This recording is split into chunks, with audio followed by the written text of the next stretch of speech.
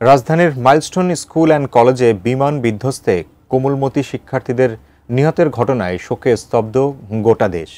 এই ঘটনায় জনমনে দেখা দিয়েছে নানা প্রশ্ন উঠছে, ঢাকার মতো ঘন জনবসতিপূর্ণ এলাকার আকাশে প্রশিক্ষণ বিমান উড়ানো কতটা যৌক্তিক? বিস্তারিত আরিফ হাসানের প্রতিবেদনে। সোমবার রাজধানীর উত্তরা মাইলস্টোন স্কুল অ্যান্ড কলেজে ঘটে যাওয়া বিমান দুর্ঘটনায় স্তব্ধ হয়ে গেছে গোটা দেশ। বাংলাদেশ বিমান বাহিনীর F-7 যুদ্ধবিমান বিধ্বস্ত হয়ে পাইলট সহ অন্তত 22 জন প্রাণ হারিয়েছেন। আহত হয়েছেন 200 জনেরও বেশি। আহত ও নিহতদের অধিকাংশই কোমলমতি শিক্ষার্থী, যাদের জীবনে আকাশ ছোঁয়ার স্বপ্ন ছিল, অথচ নিয়তির নির্মম পরিহাসে সেই আকাশ থেকে নেমে এলো মৃত্যু।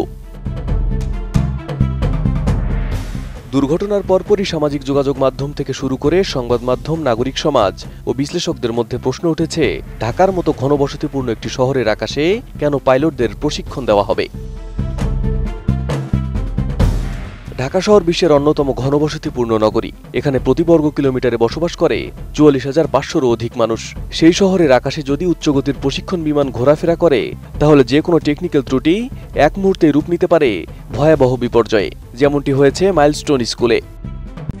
RICL TMX, যুগের পর যুগ স্থাপনা থাকে মজবুত। বিমান বাহিনীর F-7 টাইপের জেট বিমানে সাধারণত high speed air robotic training, দ্রুত এবং উঁচু থেকে নামা ওঠার মহড়া চলে। এমন একটি ফ্লাইট পাথ যদি আবাসিক এলাকায় হয়, তার সম্ভাব্য দুর্ঘটনা ভয়াবহ হওয়াটাই স্বাভাবিক বলে মনে করছেন বিশ্লেষকরা। আন্তর্জাতিক প্রশিক্ষণ বিমান পরিচালনার জন্য কিছু নির্দিষ্ট নীতিমালা রয়েছে।